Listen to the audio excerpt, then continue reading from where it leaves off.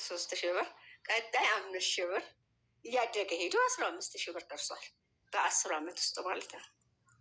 እኔ በብሩ ለልጆቼ ከሚገባው በላይ ፍቅሩ ነው የሚያስፈልጋቸው። ያንን ነው ማምነው።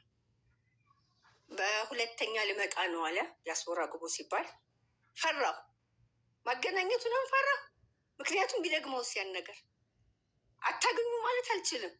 አግኙት ማለትም ለእኔ ሰቀቀን ነበር በጣም። ሲመጣ በቃ ሂዱ እናገኙት አልኳቸው። ወላሂ ያቺኑ 4 ቀን ደገማት። 3 ወር ኮምቦልቻ ላይ ወሎ ኮምቦልቻ ነበር የምኖረው። ስንኖር አሁንም ለ4 ቀን አግኝቷቸው ጠፋ። ልጄ ትምህርት ቤት መሄድ አቃተው። ትንሹ ያው በስልክና የተወሰነ ነው ፍቅር ያለው። ትልቁ ግን በደንብ ጣዕሙን ያውቃል። ምን ያክል እንደሚወዱት እንደሚቀርቡት ያውቃል። ምን ላድርግ በቃ ማሳመን ያለብኝ፣ ምክንያቱም የሰውየው ባህሪ ነው።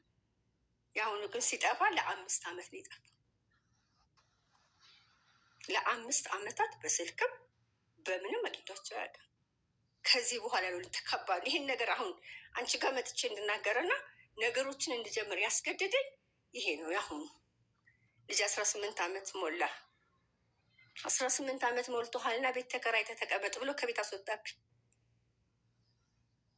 ከአንዳንድ ልጅ የአባቱ ስልክ ሲደርሰው እኔን ትቶኝ ነው ሄደው። ምክንያቱም እኔ አባት በጠራ ሰዓት ሂድ ብዬዋለሁ።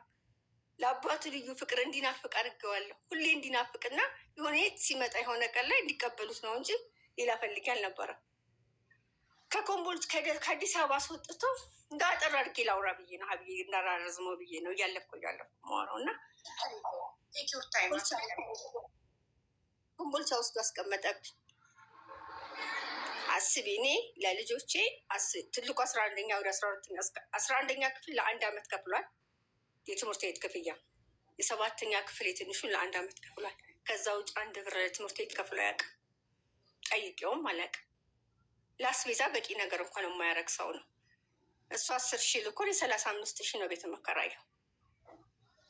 ልጆች የሚያስፈልጋቸውን ነገር መሙላቴ ነው እንጂ እሱ በሚልከው ልክ ማኖር አይደለም የኔ ሀሳብ። አልሐምዱሊላህ ወንድሞቼ ጥሩ ናቸው ሁሉም። ኢሳምም፣ ጀማልም፣ አሕመድም፣ ሰዒድም ወንድሞቼ ዋጋ ከፍለዋል። ሊሰጧቸው ያልቻሉት የአባትነት ፍቅርን ግን ሊያገኙ የሚችሉት ከሱና ከሱ ብቻ ነው። የሆነ ቀን ይደውልና የሆነ ነገር ይላቸዋል። ይህ እነዚህ ልጆች ምን ለመዱ ከአባታቸው? ደውሎ የሚሰጣቸው ምንድን ነው? ብር ነው፣ ፍቅር አይደለም። ሁሌ እኔን አይፈልጉም ብሬን ነው ማለት ጀመረ። የራሱን ስህተት ለመሸፈን ነው። የሰው ልጅ የሰጠውን ነው እኮ የሚቀበለው። ፍቅር ቢሰጣቸው ፍቅር ነበር የሚፈልጉት። ብር ስለሰጣቸው ብር አሁን ብር ሲፈልጉት እዚህ ይላቸዋል አባታቸው ብር እንዲሰጣቸው። 10 ዓመት 11 ዓመት አሜሪካን ሀገር ላይ ሲቀመጥ ልጁን ኮምቦልቻ ከሚወስደው ፕሮሰስ አድርጎ አይወስደውም እንዴ? ማስተካከል ይችላል። ይሄ ዲቢ እኮ ሀቡ ዋይፍ ነው። እኔ ፈቃደኛ ስለሆንኩ ነው እሱ ሀገር ላይ ሄደ። ለ5 ዓመታት ከሚሄዱ በፊት ስራ ፈቶ ተቀምጧል። ለ5 ዓመታት ያኖሩት የኔ ቤተሰቦች ናቸው። ለእኔም ለልጆችም ለሱ ያንን ቤተሰብ ሲክድ ቴንኪው ይቅር አያናግር። በመጥፎ ግን እንዲያነሳን አልፈልግም። ስፔሻሊ እኔ ቴንኪው የምባል እናት እንጂ በመጥፎ የምነሳ እናት መሆን የለብኝም። እየተከታተለ የስም ማጥፋቱን አልጠይቂ። 5 ዓመት ዘግቶ ልጄን እንደዛ አድርጎ ኮምቦልቻ ላይ ለ8 ወር ያክል ስራ ትቼ ትንሹ ልጄ ትምህርቱን አስቋርጬ ከዲቦራ ትምህርት ቤት ከአዲስ አበባ ኮምቦልቻ ይዤ ሄጄ ሀብ ሴሚስተር አስተምሬ ልጅ ምክንያቱም ትልቁ ልጄ እዛ ነው ያለው። ግማሼ ነው ለእኔ ልጅነቴ ነው። ቡቡ ማለት አብሮ አደጌ ጓደኛዬ ነው። ለእኔ በልጅነቴ ስለሆነ አብረን ያደግነው። እያንዳንዱ ነገር የሚያውቀው ልጄ ነው፣ ህይወቴ ነው። የ18 ዓመት ፕሮጀክቴ ነው ቡቡ ለእኔ። እሱ ሜክ መኒ ሲያደርግ እኔ ልጆቼ ላይ ነው የሰራሁት። ይህንን ማጥፋት የኔ ልጅ መስበር ወስዶ አሜሪካ ቢወስደው ወር ደግሞ የሆነ ጥሩ ነገር ቢያደርገው መንጃ ፈቃድ አውጥቼልህ ሾፌር ትሆናለህ። እኔ እኮ ሾፌር እንዲሆን ከሆነ የምፈልገው መናኸሪያ መልቀቅ እኮ ነው፣ ልጅን ወያ ለማድረግ ነው። ከዛ መንጃ ፈቃድ አውጥቶ ሾፌር ይሆናል። ጥረህ ግረህ ኑር ነው። እንደዛ ያን ሁሉ ዋጋ የከፈልኩበት ልጅ ሊሰብረው ተነሳ። ግን አልፈቀድኩለት። ተከትዬ ኮምቦልቻ ገባሁ። ተቀመጥኩ እዛው። ልጄ ልክ ላገኘው ሲሄድ እኔ በዚህ ስመጣ እሱ በዛ ይሮጣል። እናትህንና የእናትህን ቤተሰቦች ካገኘህ አላናግርህም ተብሏል። እኔና ልጄ ድብብቆች ጨዋታ ጀመረ። በርቀት ተደብቄ ሂጂ አይቼ የዋለበትን አይቼ እመለሳለሁ። እኔና ወንድሙ ማለት ነው፣ ትንሽ ወንድሙ። ብዙ ከባድ፣ በጣም እጅግ በጣም ከባድ ለአንድ እናት፣ ያውም ዋጋ ለከፈለች እናት፣ ያውም ደግሞ ለእኔ አይገባኝም ነበር። አያመስግን አመስግነኝ አላልኩትም። ልጆቼን ግን መንካት አይችልም። አሜሪካ ውሰድልኝ አላልኩትም። እኔ ከብደውኝም አያውቁም ልጆቼ። ይሄን ሁሉ አድርጌ ግን በዚህ ልኳ ካስከፈለኝ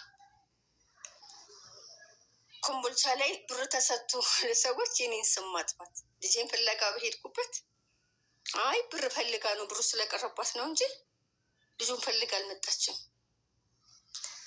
በዛ መሀል ልጄ የማይሆን መንገድ የያዘ የማይሆን ልጆች ጋር ገጠመ። የሚያደርገውን ነገር መስማት ሳይ በቃ መሸከም አቃተኝ እና ፊት ለፊት ማግኘት ስለማልችል ማድረግ የምችለው ምንድን ነው? በህግ የማውቃቸው ፖሊሶች አሉ። እነሱን አናግሬ እነሱ ቁጭ አድርገው እንዲያወያዩ። ፊት ለፊት አግኝቶኝ እኔ መልሶልኝ አያውቅም ልጄ። ቡቡ ግባና ጆሮህን ያዝ፣ ቡቡ ግባና ተንበርከክ፣ የኔ ቅጣት ይሄ ነው። ኧረ ማማ እሺ አለቀ። ይችላት መልሱ። ይሄንን ልጅ ማጣት ማበላሸት ማለት ምን ያክል ከባድ ነው። ሂጄ ፖሊሷን አናገርኳት። ታገኛለች፣ የልጆች እናት ነች። ጠርተን ልናናግረው ስንሄድ ስብሰባ ግቢ ተባለች። ይላየ በቀን አንድ ቀን ይደርና ነገ ነገሮች እናስተካክላለን አለች። ኦኬ እሺ እንደዛ ከሆነ ግን በጣም አስቢ አንቺ ልጅሽን እዛ ጥለሽ መተሽ ምን ያክል ለእኔ ከባድ ነው። ያታዩ ቤት ቁጭ ብዬ መቅረብ ሰግጄ ቁጭ እንዳልኩኝ ስልክ ተደወለልን። ከየት ነው? ከፖሊስ ጣቢያ። ማነው ስለው ምስጋን እባላለሁ፣ ዋና ኢንስፔክተር ነኝ ምናምን። ልጁ እንዲሄድ አድርገዋለሁ አለ። ይ እኔ እኮ እናቱ ነኝ፣ ለምን ይሄን አደረግ? ስለ በቃ መውጣት አለበት፣ እዚህ ማደር የለበትም፣ አስወጥተነዋል፣ ሂዷል አለ። አባቱ ሳንቲም ልኮ ኮምቦልቻ ከተማ ላይ ላሉ ፖሊሶች ብር አሰጥቶ እንዲወጣ አስደረገ።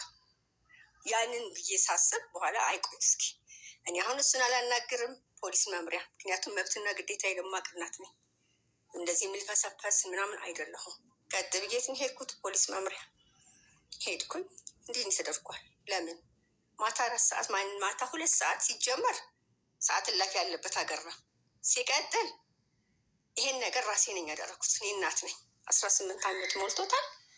እንደፈለገ ሆኖ መኖር ይችላል፣ መብቱ ነው ብለው እንደዚህ ብሎ እንደዚህ ብሎ ያለኝን ፖሊሱ ማለት ነው ነገርኩት። ተደውሎ ሲጠየቅ የኮምቦልቻ ምክትል ከንቲባ አቶ ወንዶሰን መኪና ይዞ ሂዶ እንዳስፈታው ሰማ እና ልጁ ጋር መገናኘት እንዳልችል